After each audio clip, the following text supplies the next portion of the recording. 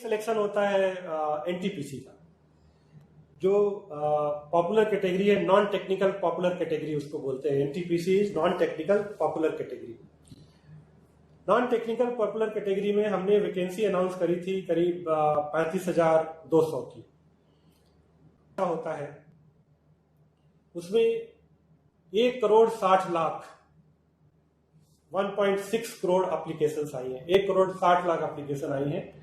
और ये जो एनटीपीसी का जब भी हम रिक्रूटमेंट करते हैं, पिछले 3 सालों में जो भी हमने रिक्रूटमेंट किया है, इसमें समय लगता है।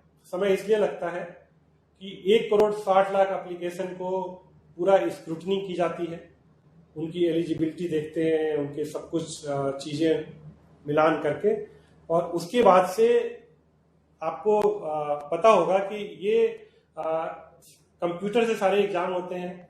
इसके एग्जाम सेंटर्स पे होते हैं। ये एग्जाम महीनों चलते हैं। कैंडिडेट्स आपने देखा होगा कि जब ये एनटीपीसी का एग्जाम होता है और जिस तरह से कैंडिडेट्स ट्रेवल करते हैं ट्रेनों में, वो भी एक बहुत बड़ा चैलेंज होता है कि कैसे वो ट्रेवल करके जाते हैं। 1,60,00,000 लोगों को चाहे हम कितना भी उनके एग्जाम सेंटर उनके घर के पास रखने की कोशिश करें, उनको ट्रेवल करना पड़ता है। तो ये हमने पूरी तैयारी कर ली थी लॉकडाउन से पहले, स्क्रूटनी वगैरह सारी कंप्लीट कर ली थी। We were in the process of selecting those centres जहाँ पे कि इनका एग्जाम हो। एग्जाम सेंटर हम सिलेक्ट करने वाले थे, और इसके बीच में ये जो वैश्विक महामारी आ गई, बिना बताए आ गई, और वैश्विक महामारी में जिस तरह से समस्या आ गई, इस समय हम फिर से कोशिश कर रहे हैं कि कैसे जल्दी से जल्दी इसको करें। लेकिन आप मुझसे सहमत होंगे कि 1,60,00,000 लोगों का एग्जाम हम शुरू करने से, जो ये कोविड की सिचुएशन है, इसको एसेस करना पड़ेगा, और उसको एसेस करने के बाद ही हम ये एग्जाम कर पाएंगे। लेकिन आप लोगों के माध्यम से मैं फिर से सारे कैंडिडेट्स को ये भरोसा दिलाता हूँ कि इस समय ये जो वैश्विक महामारी है, जिसमें कि सब लोग लड़ाई लड़ रहे हैं, हम सबको मिलके इस वैश्विक महामारी की लड़ाई को जीतना है। और जैसे ही स्थिति सुधरेगी, जैसे ही थोड़ा सा ये संभव होगा हमको कि एग्जाम सेंटर्स मिल जाएंगे और वो होगा, तो हम एक शेड्यूल वर्कआउट जाएंगे और वो होगा, तो हम एक शेड्यूल। बताइए नेक्स्ट क्वेश्चन।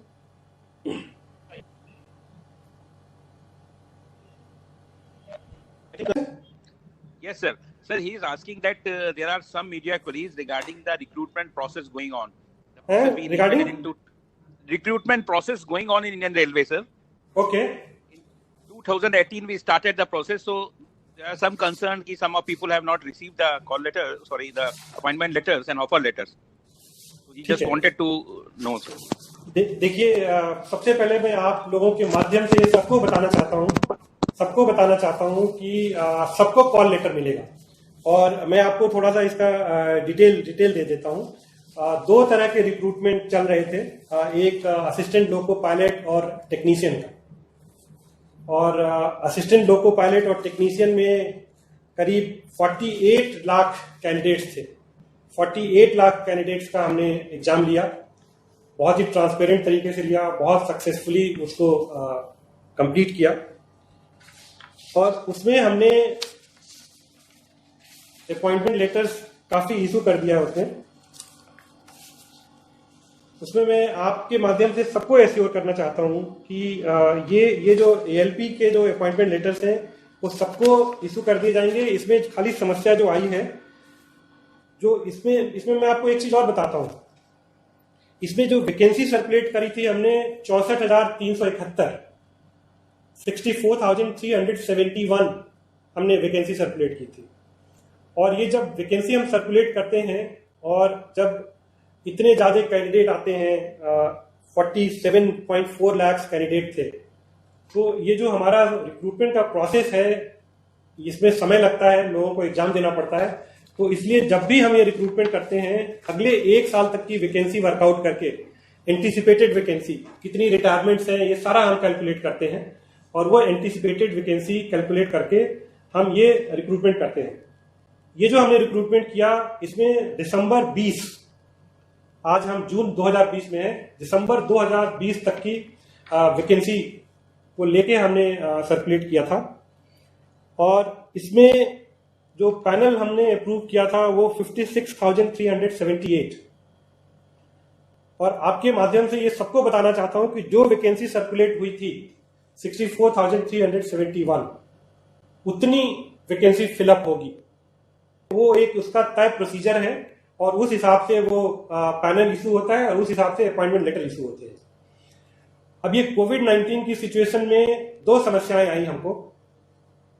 ये जितने भी असिस्टेंट लोको पायलट और टेक्नीशियन हैं, ये हाईली टेक्निकल जॉब है। ये जैसे ही ज्वाइन करते हैं, अगर उन्होंने आज हमको ज्वाइनिंग रिपोर्ट दी तो उनको हम नेक्स्ट डे ट्रेनिंग पे भेज देते हैं। जब तक उनको हम लोगों की ट्रेनिंग ना दें और या टेक्नीशियन को टेक्निकल ट्रेनिंग ना दें, वो रेलवे में कोई काम नहीं कर सकते हैं। तो हम उनको ज्वाइन करा के और उनसे हम कोई काम नहीं करा सकते हैं। प्रिस्क्राइब ट्रेनिंग है और वो ट्रेनिंग क्लियर करें।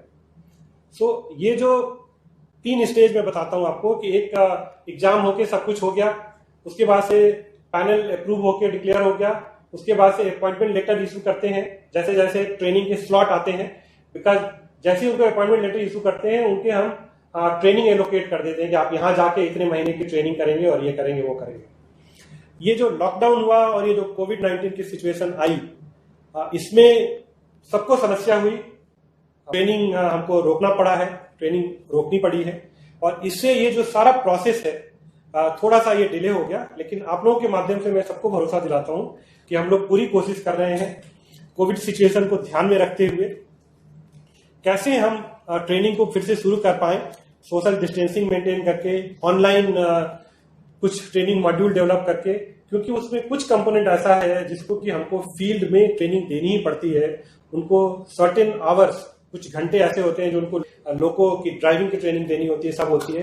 मैं कैंडिडेट्स को भरोसा दिलाता हूं कि भारतीय रेल उस पर सिंसियरली काम कर रही है और ये हम देखेंगे कि जितनी जल्दी से जल्दी हो सके जो अपॉइंटमेंट लेटर नहीं इशू हो पाए हैं वो अपॉइंटमेंट लेटर इशू किए जाए और उनको ट्रेनिंग को स्लॉट करके उनकी ट्रेनिंग कराई जाए।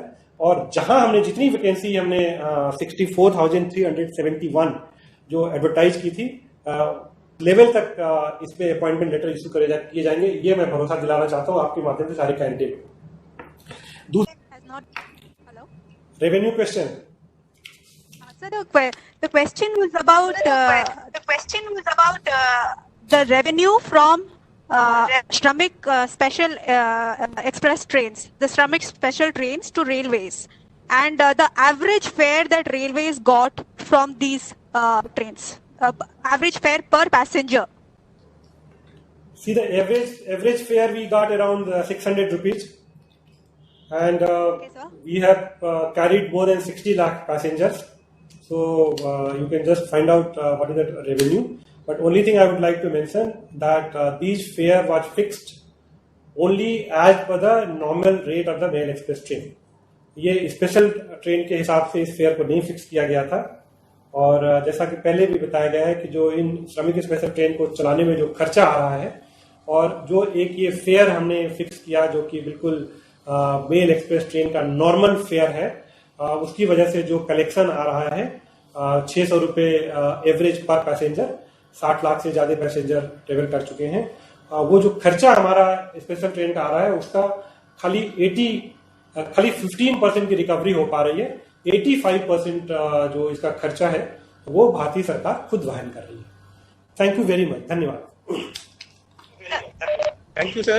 Thank you for joining us here for the conference and taking valuable time as well on behalf of Thank you very much Yeah, for joining us. Thank you very much. Thank you, sir. Thank you.